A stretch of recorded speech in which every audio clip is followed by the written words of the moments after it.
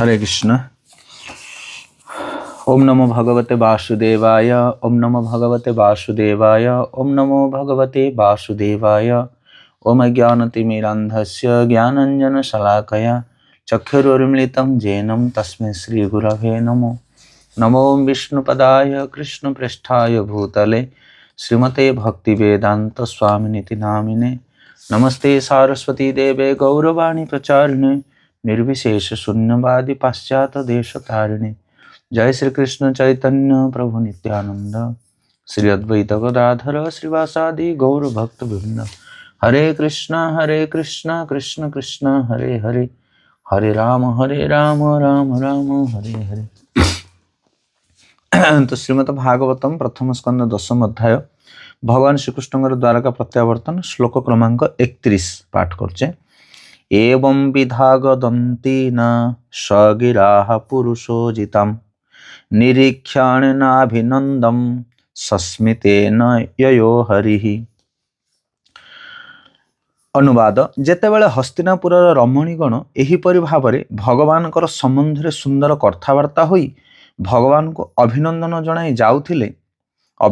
जणाउथिले सेतेले भगवान हस हस मुहरे सेमानकर अभिनंदन को स्वीकार कले एवं सेमानक उपरे कृपा दृष्टिपात करी हस्तिनापुररु प्रस्थान कले। तो ये जो किछि श्लोक आमे पढ़ी आसुचे पूर्वरु भगवानकर गुणगान करा जाउथिला, भगवानकर स्मित हास्य एवं मथुरापुरर वर्णना करा होउथिला, द्वारकापुरीर वर्णना करा होउथिला एवं द्वारकार अधिवासी मानकर कथा वर्णना करा होउथिला, द्वारकार रानी मानक कथा वर्णना करा होउथिला जो माने भगवानकर माधुर्य लीला संलग्न थिले। ये समस्त गुणगान करा जाउथिला। तो भगवान जो ठारे उपस्थित रहंती तांकर सेवारे जो माने संलग्न रहंती तांकर संबंध स्थापन जो माने करंते तांकर सहित समस्त धन्य बोली मन करंती एवं समस्त को धन्य धन्य भूरी भूरी धन्य बोली वर्णना कराउचे श्लोक रे। आ ए सब श्लोक किए पाठ करुथिले? हस्तिनापुरर नारी माने। सेमाने एते दृढ़तार सहित एवं एते गंभीर भाव में भगवान कृष्ण प्रति आकर्षित थिले तांकर गुण तांकर व्यवहार तांकर आचरण प्रति जे सेमाने एकांत भाव में समस्त प्रकार भौतिक भावना को त्याग कर भगवान गुणगान करुथिले। आ एते सुंदर भाव में तांकर मन काय मन वाक्य सब निमज्जित हो जाइथिला भगवान को पर। से भगवान तांको पर अशेष कृपा करथिले। आ भगवान गंभीर कथा सब जहाँ ऋषिमुनि माने भी अगम्य से भलिया भाव में भगवान गुह्यतम महिमा सबू से नारी मान मुखरे भगवान परिप्रकाश करुथिले। हस्तिनापुर साधारण नारी माने भगवान गंभीर कथबार्ता सब आलोचना करथिले, गुणगान करथिले।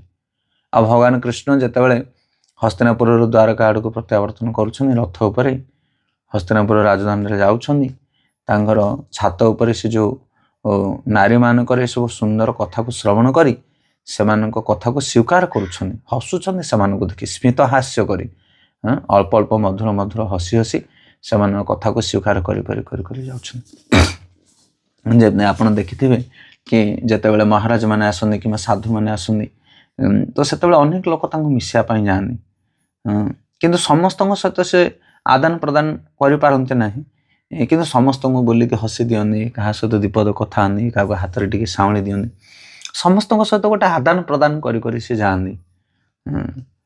तो से भाव में जो हस्तिनापुर नारी मैंने छात उपर ठिया हो समस्त भगवान गुणगान करते भगवान से अनी अनी हसी हसी सुंदर भाव में स्मित हास्य दे जाते से बहुत खुशी होते कि हाँ भगवान आमर गुणगान श्रवण करुम कथा को शुणुं भगवान। यहाँ पर श्लोक नंबर 32।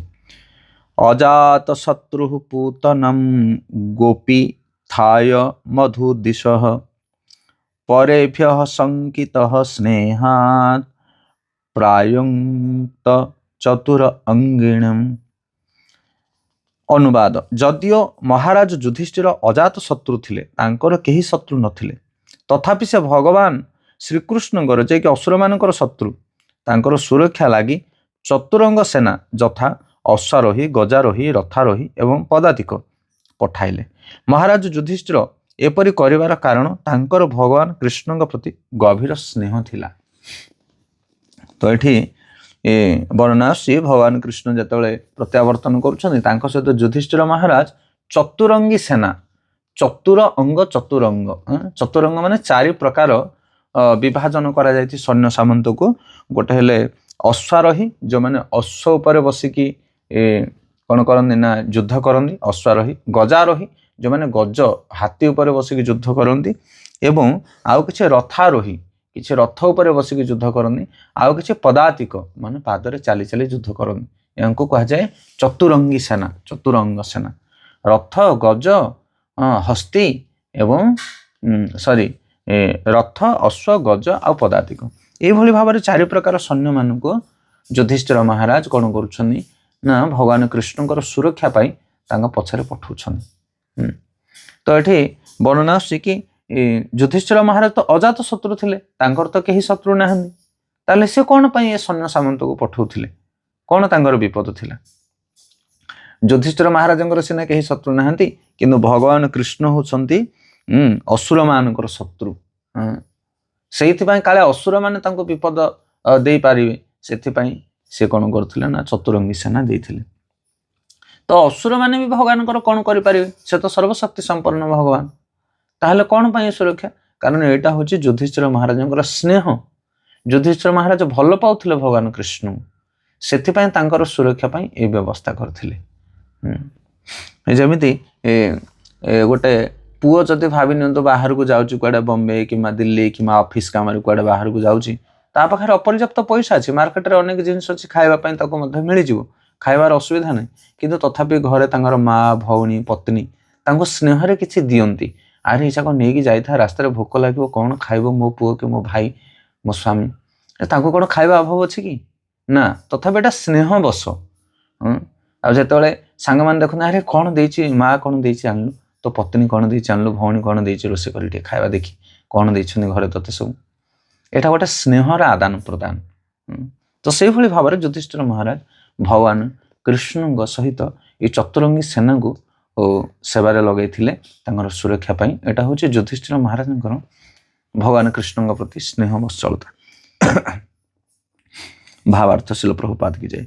मानव और रथ सह संयुक्त घोटक एवं हस्ती होउछन्ति प्राकृतिक सुरक्षा साधन। बण जंगल पहाड़ पर्वत एवं समतल अंचल सब अंचल विचरण करने निमित्त घोड़ा और हाथी माने तालीम पाई था। गोटे रथारोही वीर अनेक अश्व और हाथी मानक सह युद्ध कर पारुथिले। एपरिकी से मध्य ब्रह्मास्त्र जहाँकि आधुनिक अणु अस्त्र भली भयानक मुकाबिला कर पारुथिला। महाराज युधिष्ठिर एक भल भाव जानी जे भगवान श्रीकृष्ण समस्त मंगलाकांक्षी बंधु अटन, तथापि असुर माने भगवान को शत्रु, से भगवान को हिंसा करते, स्वभावतः से ईर्षा परायण, तेणु से आक्रमण आशंका तथा कृष्ण प्रति गभीर स्नेह जोगु महाराज युधिष्ठिर भगवान श्रीकृष्ण देह रखी भाव में समस्त प्रकार सेना बाहिनी नियुक्ति करथिले। तो ये केते सुंदर वर्णना आछि। एठी श्रील प्रभुपाद कहउछन कि प्रकृत रे आमर सुरक्षा पाइरे बोली आमे ए गज हस्ती एमानकर व्यवहार करबा दरकार। एमानक द्वारा जंगल पहाड़ बिल नल नर्दमा सबुआडे एमाने गति करि पारंती एवं ता सहित रथारोही रथ को मध्य आमे व्यवहार करबा दरकार। आजिकल विभिन्न प्रकार जंत्रपाति बाहरलानी गाड़ी ये सब जिनिस, किंतु रथर बलद गाड़ी रथर जो रथ माने जोटा घोड़ा द्वारा चलुथिबा घोड़ा गाड़ी ये सब बहुत सुरक्षित सुस्थ एवं प्रदूषण मुक्त थिला। से समय ये सब जिनिस व्यवहार करा जाउथिला। आ खाली सेतिक नुह, आजिकल जोटा आमे ब्रह्मास्त्र जोटा आमे विभिन्न प्रकार परमाणु बम व्यवहार करुचे, से समय से ब्रह्मास्त्र भली मध्य भयंकर अस्त्र शस्त्र व्यवहार करुथिले। एमिति नुह जे से समय कौन प्रकार एडवांस टेक्नोलोजी नथिला, ए भलिया जो आजिकल जमिति चलीछि से नथिला ना, या ठार बहुत उन्नत थिला से समय तांकर जो जंत्रपाति तांकर जो अस्त्र शस्त्र आदि। तो एबे देखो जमिति उदाहरण स्वरूप अयोग्य व्यक्ति को से सब जिनिस दि जाउ नथिला, जार योग्यता थिबो सेई माने ही अस्त्र शस्त्र को व्यवहार कर परिबे। साधना कला परे सिद्धि प्राप्त होला परे तांकु से अस्त्र मिलुथिला, से चाहे असुर हो कि देवता हो, जे साधना न करिवो ताकु केबे हेले अस्त्र मिलिबो नाही, तपस्या आचरण करिया को पडुथिला से अस्त्र पाइने बोली। आ जदि भी बाय चांस केही खराब लोक साधना द्वारा एभली मिस्टिक पावर जोटा खराब अस्त्र शस्त्र कि कौन सी जिनस पाई जाउथिला खराब जिनस, ତାକୁ ପୁଣି ବ୍ରେକ୍ କରିବା ପାଇଁ, ତାକୁ ବାହୁଡେଇବା ପାଇଁ ପ୍ରତ୍ୟସ୍ତ୍ର ତାର ଥିଲା। ଯେମିତି ଅଶ୍ୱସ୍ତିମା ବ୍ରହ୍ମାସ୍ତ୍ର ମାରିଥିଲା, କିନ୍ତୁ ସେଇ ବ୍ରହ୍ମାସ୍ତ୍ରକୁ ପୁନର୍ବାର ତାକୁ ରିଟର୍ନ ନେବା ପାଇଁ, ତାକୁ ବାହୁଡିବା ପାଇଁ ତା ପାଖରେ ଶକ୍ତି ନଥିଲା। କିନ୍ତୁ ଅର୍ଜୁନ ବ୍ରହ୍ମାସ୍ତ୍ର ମାରିବାର ଏବଂ ତାକୁ ପୁନର୍ବାର ଆଉ ଥରେ ଫେରେଇ ଆଣିବାର ଶକ୍ତି ଥିଲା। ସେଥିପାଇଁ ଭଗବାନ କୃଷ୍ଣ ଅର୍ଜୁନକୁ କହିଲେ ଏ ଦୁଇଟା ଏକ ବ୍ରହ୍ମାସ୍ତ୍ରକୁ ତମେ ପୁନର୍ବାର ନେଇ ଆସ, ଅଶ୍ୱସ୍ତିମା ମାରିଥିବା ବ୍ରହ୍ମାସ୍ତ୍ରକୁ ମଧ୍ୟ। ସେଥିପାଇଁ ଏତେ ସୁନ୍ଦର ସେଠି ବ୍ୟବସ୍ଥା ଥିଲା। ଆଜି ଆମେ ଯଦି କୌଣସି ଅଯୋଗ୍ୟ ଲୋକ କୌଣସି ପ୍ରକାର ଆକ୍ରମଣ କରୁଛି, ବମ୍ ମାଡ଼ କରୁଛନ୍ତି କିମ୍ବା ଅଲଗା ଅଲଗା ସବୁ ବହୁ ପ୍ରକାର ଯେଉଁ ମରଣାନ୍ତକ ଯେଉଁ ଭଳିଆ ବହୁତ ଭୟଙ୍କର ଅସ୍ତ୍ରଶସ୍ତ୍ର ରହିଛି ବ୍ୟବହାର କରୁଛନ୍ତି, ତାର ପ୍ରତ୍ୟସ୍ତ୍ର ନାହିଁ, ସାମ୍ନା ବାଲା ତାକୁ କିଛି ରୋକିପାରିବେ ନାହିଁ।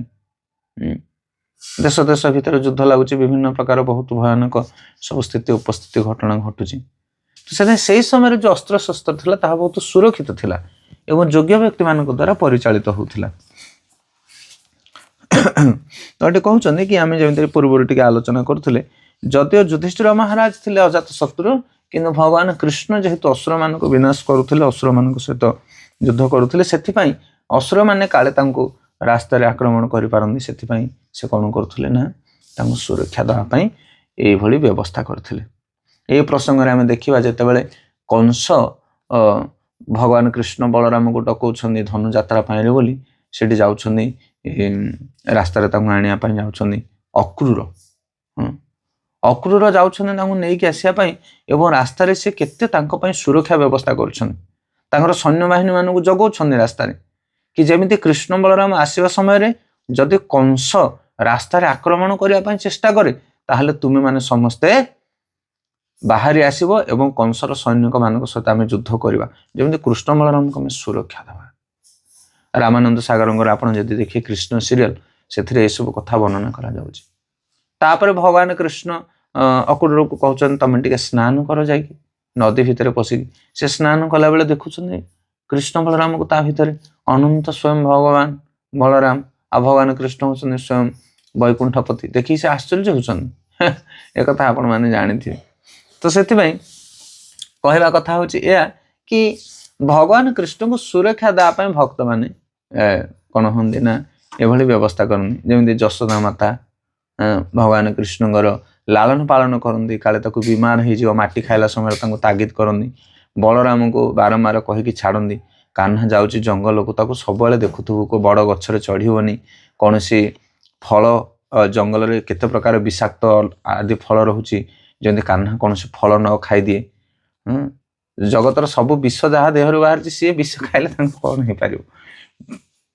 ଯାହାଙ୍କର ନାମକୁ ଉଚ୍ଚାରଣ କରି ଶିବ ମହା ହଳାହଳ ବିଷକୁ ପାନ କରି କିଛି ହେଲାନି, ନାମ ମାତ୍ରେଣ। ଆଉ ସେଇ ଭଗବାନ କୃଷ୍ଣଙ୍କୁ କ'ଣ ବିଷ ଆଘାତ ଦେଇପାରେ, କ'ଣ ଶକ୍ତି ଅଛି ତାଙ୍କୁ କଷ୍ଟ ଦେଲା ବୋଲି। କିନ୍ତୁ ତଥାପି ଗଭୀର ସ୍ନେହ, ଭଗବାନଙ୍କୁ ଭଲ ପାଉଥିବା ହେତୁ ସେମାନେ ଏଭଳି କରନ୍ତି। ସେଥିପାଇଁ ଆମେ ଏଥିରୁ ଏ କଥା ଶିକ୍ଷା ଗ୍ରହଣ କରିବା, ଭଗବାନ ଯଦିଓ ଆତ୍ମକାମ, ତାଙ୍କୁ କୌଣସି ଭୋଜନ ଦରକାର ନାହିଁ, ତାଙ୍କୁ କୌଣସି ପ୍ରକାର ସେବା ଶୁଶ୍ରୂଷା ଦରକାର ନାହିଁ, କିନ୍ତୁ ତଥାପି ଭକ୍ତମାନେ କେତେ ସୁନ୍ଦର ପ୍ରସାଦ ଭଗବାନଙ୍କୁ ଭୋଗ ଲଗାନ୍ତି, ଆଉ କେତେ ବଢ଼ିଆ ତାଙ୍କ ପାଇଁ ଫ୍ୟାନ୍ ଲଗେଇ ଦିଅନ୍ତି, ତାଙ୍କ ପାଇଁ ଶଯ୍ୟା ତିଆରି କରନ୍ତି। ଏସବୁ ହେଉଛି ଗଭୀର ସ୍ନେହ। ଯେ ଯଥା ମା ପ୍ରପଦ୍ୟନ୍ତେ ତଥୈତେ ଭଜାମ୍ୟହମ୍। ଯେ ଯେଭଳି ଭାବରେ ଭଗବାନଙ୍କର ସେବା କରେ, ଭଗବାନ ତା ପାଇଁ ସେଇଭଳି ସେବା ଅର୍ପଣ କରନ୍ତି, ତାଙ୍କ ସହିତ ସେଭଳି ସମ୍ପର୍କ ସ୍ଥାପନ କରନ୍ତି। ସେଇଟା ହେଉଛି ଜୀବର ସ୍ୱରୂପ ସ୍ଥିତି।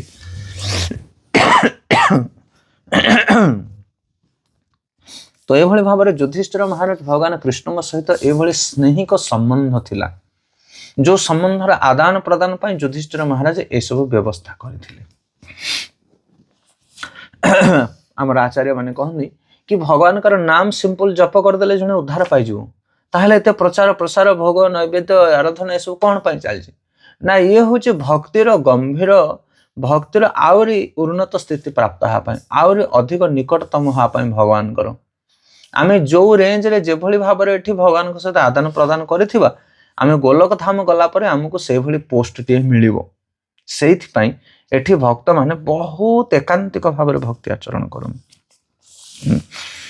ଜଷ୍ଟ ପାସ୍ ଆଉ ହାୟର ଫାର୍ଷ୍ଟ କ୍ଲାସ୍ ପାସ୍ ଭିତରେ ଫରକ ଅଛି। ସେଥିପାଇଁ ଗୋଲକ ସମସ୍ତେ ତ ଯାଆନ୍ତି, ଅନେକ ଲୋକ ଭକ୍ତମାନେ ଯେଉଁମାନେ ଭକ୍ତି ଆଚରଣ କରନ୍ତି, କିଏ ବୈକୁଣ୍ଠ ଯାଏ, କିଏ ଗୋଲକ ଯାଏ, କିନ୍ତୁ ଗୋଲକ ଧାମରେ ମଧ୍ୟ ଭଗବାନଙ୍କର ବିଭିନ୍ନ ପ୍ରକାର ସେବା ସ୍ତର ରହିଛି। ସେଥିପାଇଁ ଏଇଠି ଯିଏ ଯେତେ ଗମ୍ଭୀର ଭାବରେ ଭକ୍ତି ଆଚରଣ କରିଥିବ, ଏକାନ୍ତିକ ଭାବରେ ଭକ୍ତି ଆଚରଣ କରିଥିବ, ସେଇଠି ମଧ୍ୟ ସେ ସେଭଳି ଭାବରେ ସେବା ପ୍ରାପ୍ତ ହୁଅନ୍ତି। ତେଣୁ ସେମାନଙ୍କ ଠାରୁ ଆକ୍ରମଣର ଆଶଙ୍କା ତଥା କୃଷ୍ଣଙ୍କ ପ୍ରତି ଗଭୀର ସ୍ନେହ ଯୋଗୁଁ ମହାରାଜ ଯୁଧିଷ୍ଠିର ଭଗବାନ ଶ୍ରୀକୃଷ୍ଣଙ୍କ ଦେହ ରକ୍ଷା ଭାବରେ ସମସ୍ତ ପ୍ରକାର ସେନାବାହିନୀ ନିଯୁକ୍ତି କରିଥିଲେ। ଯଦିଓ ଭଗବାନ ଶ୍ରୀକୃଷ୍ଣ ଆବଶ୍ୟକ ସମୟରେ ମହାନ ଯୋଦ୍ଧାମାନଙ୍କ ସହ ଯୁଦ୍ଧ କରି ବିଜୟ ପ୍ରାପ୍ତ ନିମିତ୍ତ ପୂର୍ଣ୍ଣ ସାମର୍ଥ୍ୟ ଥିଲେ, ତଥାପି ସେ ମହାରାଜ ଯୁଧିଷ୍ଠିରଙ୍କର ସ୍ନେହ ସ୍ୱୀକାର କରି ତାଙ୍କର ସମସ୍ତ ବ୍ୟବସ୍ଥା ଓ ଆୟୋଜନକୁ ଆନନ୍ଦରେ ଗ୍ରହଣ କଲେ। ଭଗବାନ ଦିବ୍ୟ ଲୀଳା ପ୍ରଦର୍ଶନ କଲାବେଳେ ନିଜକୁ ଏକ ଅସମର୍ଥ ଏବଂ ନିର୍ଭରଶୀଳ ଶିଶୁ ରୂପରେ ପ୍ରକାଶ କରି ମା ଯଶୋଦାଙ୍କର କୋଳରେ ଲୁଚି ଯାଉଥିଲେ। ଏହା ହେଉଛି ଭଗବାନଙ୍କର ଦିବ୍ୟ ଲୀଳା। ଏଥିରେ ଭଗବାନ ଏବଂ ତାଙ୍କର ପ୍ରିୟ ଭକ୍ତମାନଙ୍କ ମଧ୍ୟରେ ଯେଉଁ ପ୍ରେମ ଭାବର ଆଦାନ ପ୍ରଦାନ ହୋଇଅଛି, ତାହା ଏପରି ଦିବ୍ୟ ଏବଂ ଆନନ୍ଦମୟ ଯେ ତାହାର କୌଣସି ତୁଳନା ନାହିଁ। ଏପରିକି ବ୍ରହ୍ମାନନ୍ଦ ମଧ୍ୟ ତାହା ସମକ୍ଷରେ ଅତି ତୁଚ୍ଛ ଅଟେ। ତ ଏଠି କେବଳ ଯୁଧିଷ୍ଠିର ମହାରାଜ ଯେ କେବଳ ଭଗବାନ କୃଷ୍ଣଙ୍କ ପାଇଁ ସୁରକ୍ଷାର ବ୍ୟବସ୍ଥା କରିଥିଲେ ତାହା ନୁହେଁ, ଭଗବାନ କୃଷ୍ଣ ମଧ୍ୟ ଯୁଧିଷ୍ଠିର ମହାରାଜଙ୍କର ଏହି ସେବାକୁ ଗ୍ରହଣ କରିଥିଲେ। ଯଦିଓ ଭଗବାନ ହେଉଛନ୍ତି ସର୍ବଶକ୍ତିମାନ, ତାଙ୍କର ସୁରକ୍ଷା ପାଇଁ କାହା କିଛି ଆବଶ୍ୟକ ନାହିଁ, ଯେମିତି ଆମେ ଟିକେ ପୂର୍ବରୁ ଆଲୋଚନା କରୁଥିଲେ, ସେ ହେଉଛନ୍ତି ଆତ୍ମକାମ। କିନ୍ତୁ ତଥାପି ସେ ଯୁଧିଷ୍ଠିର ମହାରାଜଙ୍କର ସ୍ନେହ, ତାଙ୍କର ସେବାକୁ ସେ ସ୍ୱୀକାର କରୁଥିଲେ। ଠିକ ଅଛି, ମୋ ସହିତ ଆପଣ ସେନାବାହିନୀ ପଠାନ୍ତୁ ମୋ ସୁରକ୍ଷା ପାଇଁ। ତ ଏଇ ହେଉଛି ଭଗବାନଙ୍କର ଭକ୍ତମାନଙ୍କ ସହିତ ଆଦାନ ପ୍ରଦାନ। ଭକ୍ତ ଯେଉଁଭଳି ଭାବରେ ଭଗବାନଙ୍କ ସେବା କରିବା ପାଇଁ ଇଚ୍ଛା କରେ, ଭଗବାନ ତାଙ୍କ ସହିତ ସେଭଳି ଭାବରେ ଆଦାନ ପ୍ରଦାନ କରନ୍ତି। ଯେମିତି ଶ୍ରୀଲ ପ୍ରଭୁପାଦ ଯଶୋଦା ମାତାଙ୍କ ବିଷୟରେ କହୁଛନ୍ତି, ଯଶୋଦା ମାତାଙ୍କ କୋଳରେ ଲୁଚି ଯାଆନ୍ତି ଭଗବାନ, ନିଜକୁ ଶଙ୍କିତ ହେଇଯାଆନ୍ତି।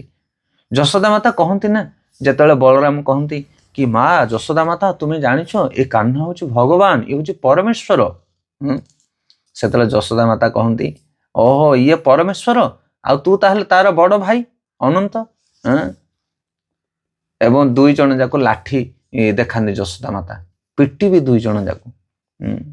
ଅନ୍ୟମାନେ ଯଦିଓ ଗୋପପୁରରେ ବୃନ୍ଦାବନରେ ଅନେକ ଲୋକମାନେ କହନ୍ତି କି ଏଇ ଭଗବାନ ହେଉଛନ୍ତି, କୃଷ୍ଣ ହେଉଛନ୍ତି ଭଗବାନ ସ୍ୱୟଂ, କିନ୍ତୁ ଯଶୋଦା ମାତା ସେଥିରେ ବିଶ୍ୱାସ କରନ୍ତି ନାହିଁ।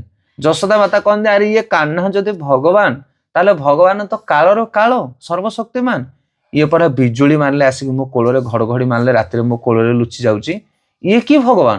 ଇଏ ପରା ଥରୁଛି, ବଡ଼ ବଡ଼ ପଶୁ ପକ୍ଷୀ ମାନଙ୍କୁ ଦେଖିଲେ ଇଏ ଡର ମାଡୁଛି ୟାକୁ, ଇଏ କି ଭଗବାନ? ସେଥିପାଇଁ ଭଗବାନ ସେଥିରେ ବହୁତ ଆନନ୍ଦ ପାଆନ୍ତି, ନିଜକୁ ଗୋଟେ ସାଧାରଣ ଶିଶୁ ଭଳି ଦେଖି। ଯେମିତି ଆମେ ଟିକେ ପୂର୍ବରୁ କହୁଥିଲେ କି ଯଦିଓ ଗୋଟେ ଭାଇ, ଗୋଟେ ସ୍ୱାମୀ, ଗୋଟେ ପୁଅର ଶକ୍ତି ଥାଏ, ଅନେକ ଜିନିଷ ବାହାରୁ ସେ କିଣିକି ଖାଏ, କିନ୍ତୁ ବାପା ମା ଭଉଣୀ ଏବଂ ପତ୍ନୀର ଦେଇଥିବା ଯେଉଁ ପ୍ରେମପୂର୍ଣ୍ଣ କିଛି ଖାଦ୍ୟକୁ ସେତେବେଳେ ଖାଏ, ସେତେବେଳେ ସେ ଆନନ୍ଦରେ ଅଭିଭୂତ ହେଇଯାଏ।